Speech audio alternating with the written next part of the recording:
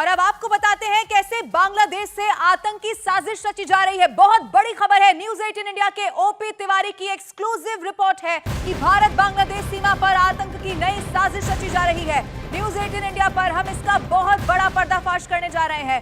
खुफिया दस्तावेजों के हवाले से यह मालूम हुआ है कि बांग्लादेश में आतंकी संगठन हरकत उल जिहाद ने जेल से भागे हुए 50 अपराधियों और आतंकियों को मिलाकर एक बड़ी यूनिट तैयार कर ली है और इसी के जरिए भारत और बांग्लादेश की सीमा पर आतंकी वारदात को अंजाम देने की कोशिश हो सकती है या फिर किसी तरह से भारत बांग्लादेश पर अशांति फैलाई जा सकती है। खुफिया दस्तावेज में यह भी लिखा हुआ है कि इसमें बांग्लादेश की अंतरिम सरकार के 3 सलाहकार भी शामिल हैं और ये बहुत बड़ी खबर इस वक्त न्यूज़ 18 इंडिया पर हम आपको बता रहे हैं। ओपी तिवारी की ये एक्सक्लूसिव रिपोर्ट है।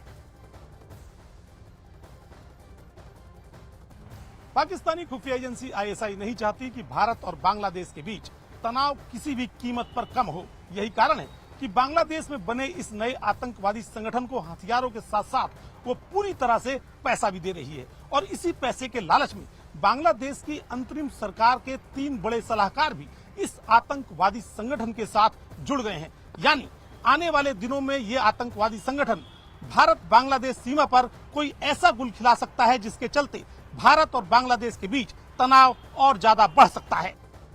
तो पाकिस्तान और बांग्लादेश की नापाक साजिश खोलने वाली इस रिपोर्ट में साफ तौर पर यह लिखा हुआ है कि इस ग्रुप में पाकिस्तान के आतंकी ट्रेनर भी शामिल हैं। पाकिस्तान ने 53 साल बाद अपने कंटेनर और जहाज के जरिए जो हथियार बांग्लादेश को भेजे थे, अब उन्हीं हथियारों के जरिए भारत बांग्लादेश सीमा पर आतंक मचाने की नई साजिश तैयार की जा रही है। यानी उन हथियारों का उपयोग अब भारत बांग्लादेश पर आतंकवादी संगठन करेंगे।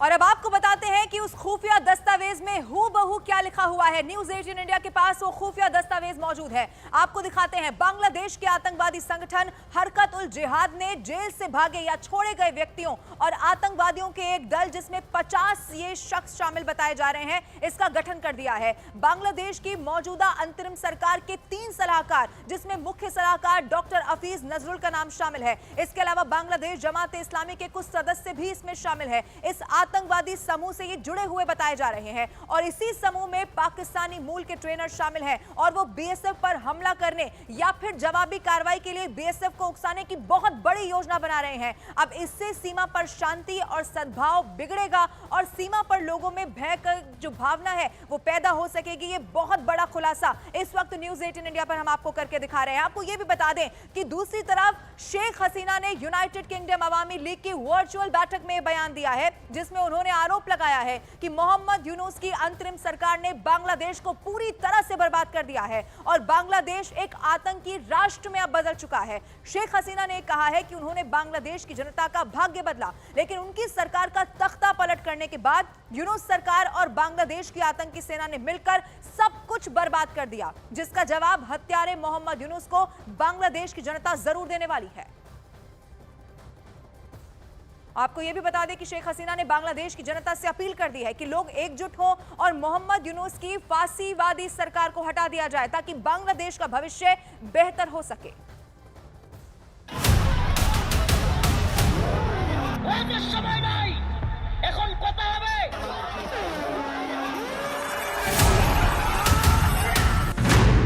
शेख हसीना के लिए बांग्लादेश आतंकी, बांग्लादेश शांति चाहिए। जय बांग्ला। मोहम्मद यूनुस पर शेख हसीना का बड़ा हमला। যত হত্যাকাণ্ড এবং বাংলাদেশটাকে যে ধ্বংস করা হচ্ছে ইউনুসারি ক্যাডার তারাই বলেছে। बांग्लादेश में हिंदुओं पर नहीं थम रहे अत्याचार।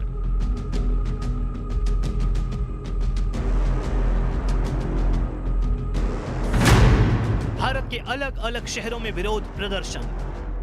वो दिन दूर नहीं कि हमारी जो अस्मिता है, जो हमारा नामो निशान है, उसको हिंदुओं का मिटाया जा रहा है। सब हिंदुओं को एक होना होगा, हम सबको मिलकर उनके खिलाफ आवाज उठानी होगी। बांग्लादेश की पूर्व प्रधानमंत्री शेख हसीना ने मोहम्मद यूनुस सरकार पर बड़ा हमला बोला है। शेख हसीना ने आरोप लगाया कि मोहम्मद यूनुस सरकार ने बांग्लादेश को पूरी तरह बर्बाद कर दिया है और बांग्लादेश एक आतंकी राष्ट्र में बदल चुका है। शेख हसीना ने कहा कि उन्होंने बांग्लादेश की जनता का भाग्य बदला लेकिन उनकी सरकार का तख्ता पलट करने के बाद यूनुस सरकार और बांग्लादेश की आतंकी सेना ने मिलकर सब कुछ बर्बाद कर दिया, जिसका जवाब हत्यारे मोहम्मद यूनुस को बांग्लादेश की जनता देगी। शेख हसीना ने यह बयान यूनाइटेड किंगडम आवामी लीग की वर्चुअल बैठक में दिया, जिसकी चर्चा अब पूरी दुनिया में हो रही है। বাংলাদেশ শান্তি চাই। জয় বাংলা। বাংলাদেশে যত হত্যাকাণ্ড এবং বাংলাদেশটাকে যে ধ্বংস করা হচ্ছে, ইনুসারি ক্যাডার তারাই বলেছে। ইনুসের পেটো বাহিনী দ্বারা মসজিদ, মাজার, দরগা শরীফ, মন্দির, গির্জা, প্যাগোডা সবকিছু লুটপাট এবং ভাঙচুর করা হচ্ছে, অগ্নিসংযোগ করা হচ্ছে। পরেও এই এক দফা দাবির নামে যে সন্ত্রাসী কর্মকাণ্ড এখন পর্যন্ত বাংলাদেশে চলছে, সেখানে মানুষকে পেটে পেটে হত্যা করা, আওয়ামী লীগের নেতা কর্মী, মুক্তিযোদ্ধা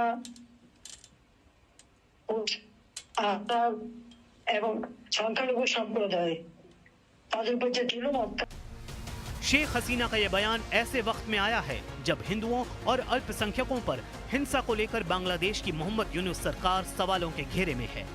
अमेरिका, ब्रिटेन समेत कई देश बांग्लादेश में लोकतंत्र की हत्या को लेकर सवाल उठा चुके हैं, जबकि भारत समेत कई देशों में बांग्लादेश में अल्पसंख्यकों पर हमलों और इस्कॉन के संत चिन्मय कृष्णदास की गिरफ्तारी को लेकर विरोध प्रदर्शन हो रहे हैं।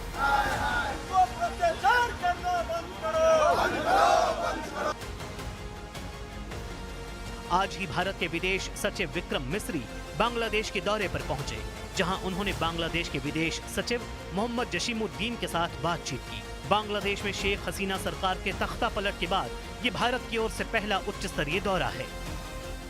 We also had the opportunity to discuss certain recent developments and issues, and I conveyed our concerns, including those related to the safety and welfare of minorities.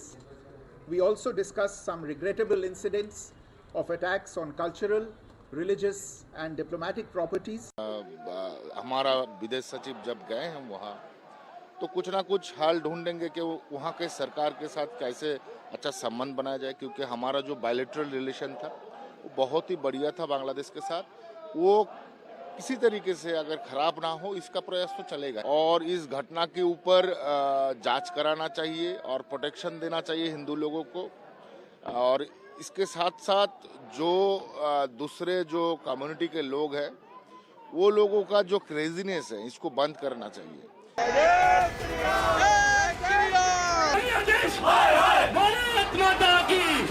वहीं भारत के अलग अलग शहरों में बांग्लादेश में हिंदुओं पर हो रहे अत्याचारों के खिलाफ विरोध प्रदर्शन हो रहे हैं।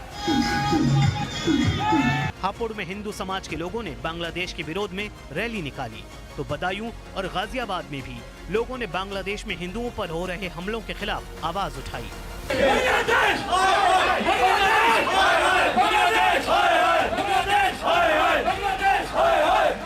बिहार के किशनगंज से लेकर कोलकाता तक देश के कई हिस्सों में बांग्लादेश के खिलाफ विरोध प्रदर्शन जारी है।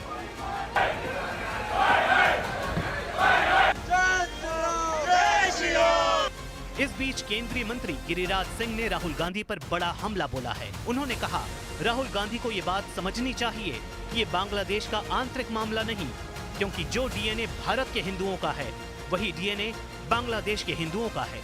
तो वहीं कांग्रेस के पूर्व नेता प्रमोद कृष्णम ने कहा कि राहुल गांधी को संभल जाने के बजाय बांग्लादेश जाना चाहिए। राहुल गांधी से पूछिए, वो आंतरिक मामला नहीं है। गिरिराज का डीएनए और बांग्लादेश के हिंदुओं का डीएनए एक है।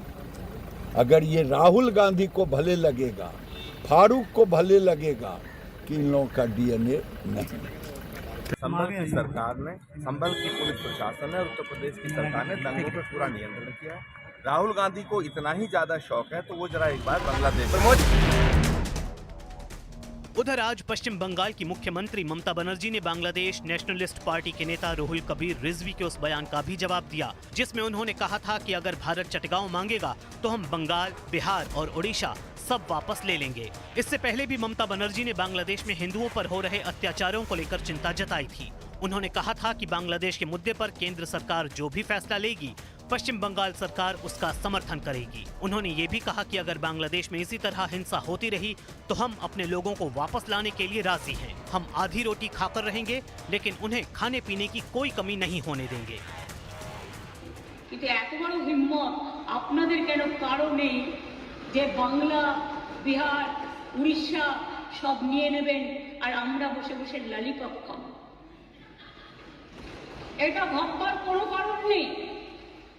আমরা যথেষ্ট সচেতন নাগরিক এবং আমরা যথেষ্ট সক্রিয়, কিন্তু আমরা ধৈর্যের পরীক্ষা দিই। তার কারণ এটা আমরা রবীন্দ্রনাথ ঠাকুরের কাছে শিখেছি যে আগুনের পরশমণি ছোঁয়াও প্রাণী, এই জীবন পূর্ণ করো, এই জীবন পূর্ণ করো, এই জীবন পূর্ণ করো। তাই আমি মনে করি ভারতবর্ষের অখণ্ড আমাদের সকলের অখণ্ড এবং আমরা সবাইকে রক্ষা করব, এটাই আপনাদের সকলকে আমি আবেদন